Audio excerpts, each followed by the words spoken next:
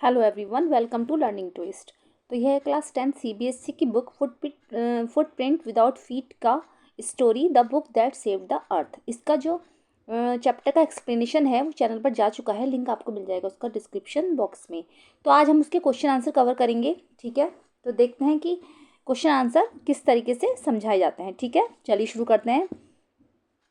First question है कि why was the 20th century called the era of the book, कि जो है 20 सेंचुरीज को जो एरा ऑफ द बुक क्यों कहा जाता है था। तो इसका आंसर है the 20th century was called the era of the book because there were books about everything. इसको एरा ऑफ द बुक कहा जाता था क्योंकि इसमें ना हर तरीके की बुक्स होती थी, मतलब A to Z, from anteaters to plus books taught people how to and when to and where to and why, books illustrated, educated, punctuated and even decorated. तो मतलब A to Z सारी books होती थी इसमें, ant eater से लेकर jealous तक।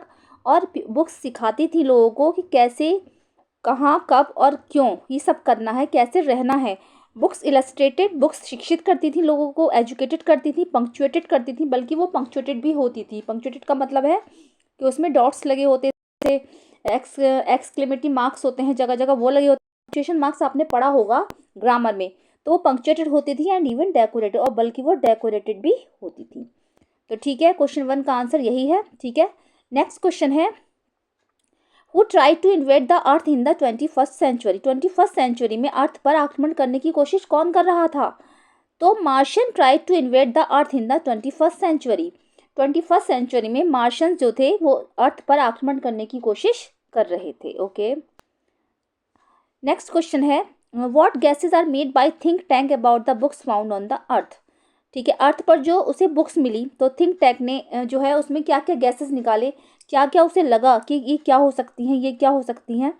तो इसका जो आंसर है वो ये होगा कि the think tank initially guesses that he the books are sandwiches. उसको लगा कि शायद ये जो बुक्स हैं ये सैंडविचेस हो सकती हैं।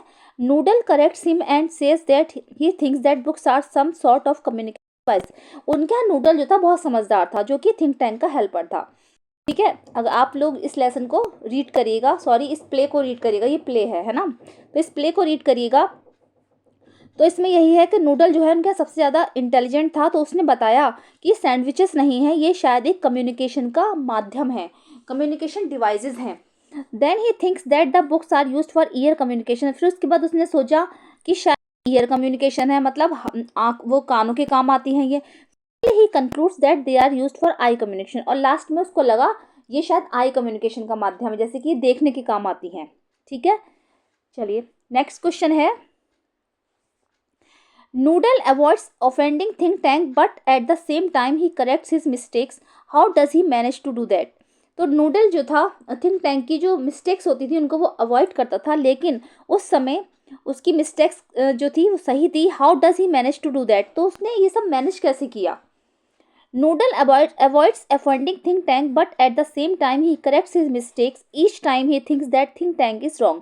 हर समय वो यही सोचता था कि थिंक टैंक जो है रॉन्ग है। He first adulterates think tank and then present his own thoughts saying that they are just insignificant piece of data in his head. क्या करता था वो कि जैसे नूडल के दिमाग में अगर कोई चीज़ आती थी वो बताता था उसको, तो थिंक टैंक उसको अपना आइडिया समझ के, अपना आइडिया बता के वो लोगों को बताया जाता था, उन 3 लोगों को, जो वो 3 मार्शियंस वहाँ पर गए थे अर्थ पर। तो वो बताता था कि मेरे माइंड में एक विचार आया है या मेरे डेटा में एक डेटा आया है मेरे हेड में, तो वो नहीं सुनता था। In this way he lets think tank know what is correct and does not make him feel that he is being corrected. तो इसीलिए he lets think tank know what is, इसीलिए थिंक टैंक जानता था कि क्या सही है, and does not make him feel, और वो किसी को ये फील नहीं होने देता था कि वो गलत है या सही है। ठीक है, चलिए नेक्स्ट क्वेश्चन है if you were in noodles place how would you handle think tank's mistakes. अगर आप नूडल की जगह होते वहां पर तो आप कैसे थिंक टैंक की मिस्टेक्स को हैंडल करते। ठीक है, तो if I were in Noodle's space, अगर हम नूडल्स की जगह पर होते तो I would try to politely correct think tank's mistakes. तो हम कोशिश करते कि उसे सही तरीके से, है ना, थिंक टैंक की मिस्टेक्स को बताई जाए, एंड सजेस्ट द करेक्शन, और उसको करेक्शन करने के लिए बोला जाए। लेकिन वहां तो डर के मारे कोई बोलता ही नहीं था। चलिए नेक्स्ट क्वेश्चन है do you think books are being replaced by the electronic media, can we do away with books all together. तो क्या आप लोग सोचते हो कि बुक्स को इलेक्ट्रॉनिक मीडिया से रिप्लेस किया जाए? Can we do away with books all together? ये जो बुक्स होती हैं ये साथ में रहकर क्या हम इनको कुछ सीख सकते हैं? Answer, yes, books are being replaced by the electronic media with the emergence of digitisation. We not now have a e books and online classes which do not require paper bags books. ठीक है, तो आजकल क्या है, ये जो है e books चलने लगी हैं, डिजिटाइजेशन की दुनिया है, तो इसमें जो है हमें लगता है कि शायद ही रिप्लेस हो चुका है, क्योंकि आजकल पेपर बैग्स बुक्स की ज़्यादा आवश्यकता नहीं है. लोग ना फ़ोन में और कंप्यूटर वगैरह में ही सब कुछ पढ़ लेते हैं. ठीक है, नेक्स्ट क्वेश्चन है कि why are books refer to as a man's best companion, which is your favourite book and why, write a paragraph about that book. तो क्यों जो है बुक्स जो है वो मनुष्य की एक बेस्ट कंपेनियन है, क्यों उसका एक सच्चा साथी है. विच इज़ योर फेवरेट बुक, आपकी फेवरेट बुक कौन सी है और क्यों है. Right a paragraph about that book, उस बुक के बारे में कुछ पैराग्राफ लिखिए. तो इसका आंसर होगा books are refer to as a man's best companion. ठीक है, बिकॉज दे गाइड अस, क्योंकि वो हमें गाइड करती हैं, टीचर्स पढ़ाती हैं, make us laugh, make us cry, हमें हंसाती भी हैं, हमें रुलाती भी हैं, make us introspect and make us a better version of ourself, और वो हमारा एक बेटर वर्जन तैयार करती हैं, मतलब उससे हमें बहुत ज़्यादा नॉलेज मिलती है. Books are the companions who will never leave us, book हमारी एक ऐसी साथी हैं जो हमें कभी भी नहीं छोड़ती, हमारा साथ कभी भी नहीं छोड़ती. They impart knowledge and wisdom, वो हमारा ज्ञान और बुद्धिमानी बढ़ाती हैं. We can learn from them, enjoy them and get inspired, हम उनसे बहुत कुछ सीख सकते हैं, इंजॉय कर सकते हैं और उनसे प्रेरित हो सकते हैं. ठीक है, चलिए नेक्स्ट है, in what ways does think tank misinterpret innocent nursery rhymes as threats to the Martians. तो कैसे थिंक टैंक ने जो है उन नर्सरी जो राइम्स थी उसकी जो मिस इंटरप्रेट इनोसेंट था वो, तो मिस इंटरप्रेट जो था उससे कैसे मार्शियंस डर गए थे. Can you think of any incident, क्या आपको कोई इंसिडेंट याद है ऐसा, where you misinterpreted a word और एन एक्शन, जिसको आपको किसी वर्ड ने या फिर किसी एक्शन ने मिस इंटरप्रिटेड किया हो. How did you resolve the misunderstanding, फिर आपने उस अंडरस्टैंडिंग को कैसे रिजॉल्व करा. चलिए तो पहले थिंक टैंक का देख लेते हैं आंसर. तो think tank misinterprets innocent nursery rhymes as threats to the Martians. Omega reads the lines from the rhyme. Mistress Mary, quite contrary, how does your garden grow with cockle shells and silver bells and pretty maids all in a row? Listening the above lines, think tank thinks that people on the earth are so advanced. उसको जब ये सब line उसने सुनी तो उसको ऐसा लगा कि अर्थ के जो लोग हैं, अर्थलिंग्स जो हैं, वो कितने एडवांस हो गए हैं. That they can actually grow crops of rare metals and high explosive, कि वो कितने एडवांस हो गए हैं, तो कि वो तो कॉकल शेल्स भी उगा सकते हैं, सिल्वर बेल्स भी उगा सकते हैं, कि तो फिर पता नहीं वो क्या करेंगे. Iota reads another rhyme from the book.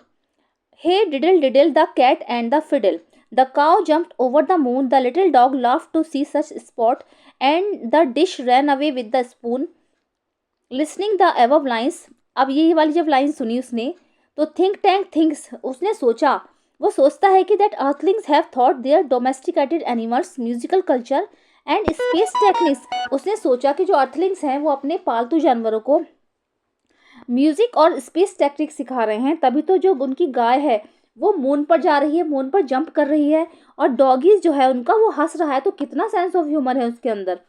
ठीक है, चलिए तो नेक्स्ट पढ़ा था उन लोगों ने. Oop reads line from another rhyme. Humpty Dumpty sat on the wall, Humpty Dumpty had a great fall. Listening this think tank gets frightened because, वो ये सब सुनकर डर गया क्योंकि उसको लगा, फ्राइटेंड मीन्स डर गया, because the picture of the Humpty Dumpty resembles think tanks mighty balloon brain, क्योंकि जब उनको पिक्चर दिखाई गई थिंक टैंक को तो वो बिल्कुल सेम थिंक टैंक की तरह ही लग रही थी. उसने सोचा कि अरे ये तो मेरा बैलून ब्रेन है. He thinks that the earthlings have seen him and are after him, उसने लगा कि शायद अर्थलिंग्स ने हमें देख लिया है कि हम कैसे दिखते हैं. He infers that the people on the earth are planning to capture Mars central control and he, उसने सोचा कि शायद उसमें लिखा था ना Humpty Dumpty had a great fall, कि इसने लिखा है इस बुक में कि हमारा शायद अब पतन होने वाला है, या फिर हमारा शायद अब जो है विनाश होने वाला है, इसीलिए उन लोगों ने ऐसे लिख रखा है कि Humpty Dumpty had a great fall. तो उसको लगा कि शायद ये लोग जो है हमें कैप्चर करने की कोशिश कर रहे हैं, या इनकी कोई प्लानिंग है जो हमें पकड़ेंगे और फिर मार्स सेंट्रल कंट्रोल पर अपने टेक ओवर कर लेंगे, उसको मतलब हड़प लेंगे या फिर उस पर कब्जा कर लेंगे. ठीक है, नेक्स्ट क्वेश्चन आता है, इस तरीके से क्वेश्चन बन सकते हैं, तो मैं इसलिए समझा रही हूँ आपको कि एग्जाम में अगर इस तरीके के क्वेश्चन आए, कभी कभी ऐसा होता है कि बुक से रिलेटेड क्वेश्चन नहीं आते, अगर आपने चैप्टर अच्छे से एक्सप्लेन किया है, रीड किया है, तो आपको कुछ भी क्वेश्चन जो है उनका आंसर आप आराम से दे दोगे। तो चलिए नेक्स्ट क्वेश्चन इस तरीके का है कि the aliens in this play speak English, कि इस प्ले में जो एलियंस हैं, मार्शियंस जो हैं, वो इंग्लिश बोल रहे हैं। तो do you think this is their language, क्या आप सोचते हो कि ये उनकी रियल लैंग्वेज है? What could be the language of the aliens, तो एलियंस की लैंग्वेज जो है वो क्या हो सकती है? आंसर होगा इसका कि नहीं, I don't think that English is their language, मैं नहीं सोचती या फिर मैं नहीं सोचता कि ये उनकी जो है लैंग्वेज होगी, because they are not able to understand what is written in the book Mother Goose, क्योंकि आज वो जो है इस बात को नहीं समझ पा रहे थे कि मदर गोज में क्या लिख रहा है, जो उसमें नर्सरी राइम्स थी ना, वो इसको सही तरीके से समझ ही नहीं पा रहे थे क्या लिख रहा था, क्योंकि जो थिंक टैंक था मार्शियन, उसने उन बातों का गलत मतलब निकाल लिया, वो उन बातों को कुछ और ही समझ बैठा, क्योंकि ये उनकी रियल लैंग्वेज तो हो नहीं सकती। तो they think the words are quotes written in little lines, उन्होंने सोचा कि जो छोटे छोटे शब्द लिखे हुए हैं, जो वर्ड्स लिखे हुए हैं, वो शायद कोट्स हैं जो लाइनों में लिखे हुए हैं, एंड स्क्विगल्स एंड डॉट्स, और जो डॉट्स लग रहे हैं, और है ना जो और टेढ़ी मेढ़ी सी जो ये लाइन सी हैं, इस पे जो शब्द लिख रहे हैं, डॉट्स लग रहे हैं, तो उनको ये लगा शायद ये कोई कोट्स वर्ड हैं। तो as this aliens are Martians, जैसा कि ये जो एलियंस थे ये मार्शियंस हैं, तो they might have a Martian language, तो उनकी कोई शायद मार्शियन लैंग्वेज होनी चाहिए। ठीक है, चलिए, तो बस इतने ही क्वेश्चन आंसर आप लोग अच्छे से कर लीजिएगा। ठीक है, अगर आप पसंद आई है मेरी वीडियो तो उसको लाइक कीजिएगा, और मेरे चैनल फर्स्ट टाइम विजिट कर रहे हैं तो सब्सक्राइब कीजिएगा, साथ में बेल आइकन को भी प्रेस कीजिएगा। मिलते हैं नेक्स्ट वीडियो में। Thank you so much.